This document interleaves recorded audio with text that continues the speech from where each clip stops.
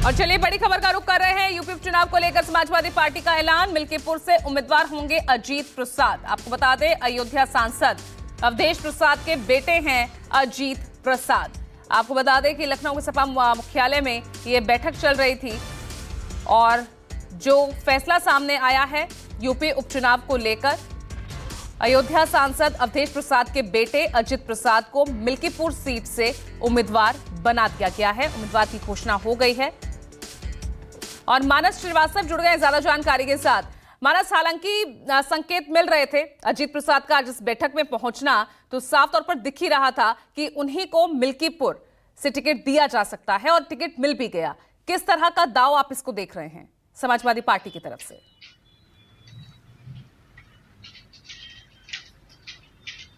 देखिए, मैं आपको बता दूं कि अवधेश प्रसाद के बेटे अजीत प्रसाद, उनका नाम लगभग तय था, लेकिन दावेदार और भी थे। तो आज अखिलेश यादव ने सभी दावेदारों को पार्टी कार्यालय बुलाया था। मिल्कीपुर विधानसभा से जो भी उम्मीदवार संभावित हो सकते थे, चूंकि ये सीट दलित बाहुल्य सीट है, लिहाजा अवधेश प्रसाद के बेटे अजीत प्रसाद को ही टिकट मिलना तय था। और अवधेश प्रसाद भी चूंकि मौजूद थे और अवधेश प्रसाद से ही ये सीट खाली भी हुई थी, इसलिए ये बात तय मानी जा रही थी। हालांकि देखिए, अभी इसका औपचारिक ऐलान होना बाकी है। जो बैठक में तय हुआ उसकी हम जानकारी दे रहे हैं कि अखिलेश यादव ने जो पहला नाम तय किया वो अवधेश प्रसाद के बेटे अजीत प्रसाद का तय किया। चूंकि अभी विधानसभा के उपचुनाव की घोषणा नहीं हुई है, तो ये भी माना जा रहा है कि अजीत प्रसाद का नाम घोषित होने के बाद मिल्कीपुर विधानसभा सीट पर किस तरीके से भारतीय जनता पार्टी अपने उम्मीदवार उतारती है, क्या रिएक्शन आता है, इसके बाद हो सकता है कि आगे कोई रद्दोबदल हो जाए। तो अभी इसके लिए नहीं कहा जा सकता, लेकिन फौरी तौर पर इस बात के लिए अखिलेश यादव ने कह दिया है कि आप सभी लोग जाइए और जो अवधेश प्रसाद के बेटे अजीत प्रसाद है उनकी आप मदद करिए, उनके लिए उपचुनाव में आप लोग अभी से प्रचार का काम शुरू करिए।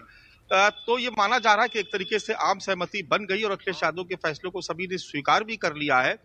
तो अवधेश प्रसाद के बेटे अजीत प्रसाद अभी मिल्कीपुर से फिलहाल उम्मीदवार के तौर पर समाजवादी पार्टी की तरफ से वहां पर मैदान में उतरे हैं। अब सबकी नजरें भारतीय जनता पार्टी की तरफ है कि आखिर वो इस सीट पर किस तरीके से उम्मीदवार का चयन करती, किस जाति किस बिरादरी से लाती है और वहां पर उसकी रणनीति क्या होगी, इस पर बहुत कुछ निर्भर करेगा।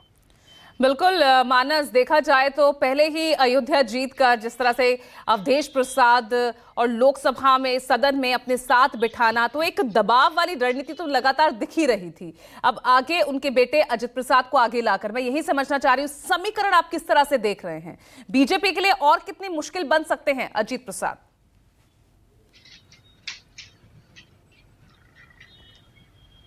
देखिए, मुख्यमंत्री योगी आदित्यनाथ अब तक 4 बार अयोध्या जा चुके हैं लोकसभा चुनाव के बाद। मिल्कीपुर में वो विकास योजनाओं के साथ साथ लोगों से संवाद भी कर रहे हैं और उनकी कोशिश ये है कि जो हिंदू जातियों में बटे हुए हैं उनको कैसे एकजुट किया जाए। चूंकि दलित समाज के लोग इस बार इंडिया गठबंधन के साथ नजर आए और दूसरी बात ये भी थी अयोध्या में कि वहां स्थानीय सांसद से भी लोगों की नाराजगी थी। तो तमाम बातों पर मंथन किया जा रहा है। देखिए, इसमें शक नहीं है कि दलित बाहुल्य सीट होने के नाते अगर दलित के साथ साथ पिछड़े और अगड़ों का वोट अगर जाता है कुछ भी हिस्सा, तो भारतीय जनता पार्टी के लिए मुश्किल खड़ी हो सकती है।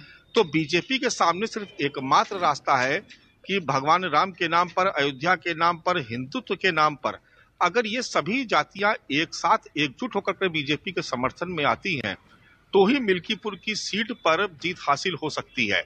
वरना भारतीय जनता पार्टी के लिए यहां बहुत बड़ी मुश्किल खड़ी हो सकती है। और वैसे भी जिस वक्त भारतीय जनता पार्टी यानी मोदी योगी की लहर चल रही थी उत्तर प्रदेश में, उस वक्त भी ये सीट दलित बाहुल्य होने के नाते ये सीट समाजवादी पार्टी के खाते में गई। उस वक्त भी बीजेपी जीत नहीं पाई थी, ये समाजवादी पार्टी ही की ही सीट थी और समाजवादी पार्टी से ही खाली हुई। लिहाजा एक बीजेपी के लिए चुनौती तो यहाँ पर है ही कि वो जब लहर के वक्त, जब 2022 के चुनाव में जब लहर थी उस वक्त ये सीट नहीं जीत पाई, तो आगे कैसे जीतेगी जबकि हालात इस समय अनुकूल नहीं है। इसलिए यहाँ पर एकमात्र दांव बचता है वो है हिंदुत्व का कार्ड। और मुझे लगता है कि योगी आदित्यनाथ चूंकि खुद कमान संभाले हैं, 4 मंत्री वहां पर प्रभारी बनाए गए हैं, लिहाजा कोशिश पूरी की जा रही है। मुझे लगता है कि जो 10 विधानसभा सीटें पे चुनाव होना है उसमें सबसे ज्यादा अगर कहीं रोमांचक मुकाबला होगा तो वो मिल्कीपुर में होगा। बिल्कुल, मिल्कीपुर पर सबकी निगाहें रहेंगी। अजित प्रसाद डिसाइड हो चुके हैं कि वहीं यहां से समाजवादी पार्टी के प्रत्याशी होंगे 10 सीटों पर होने वाले उपचुनाव में। अब बीजेपी किसे खड़ा करती है उनके सामने, ये देखना दिलचस्प होगा।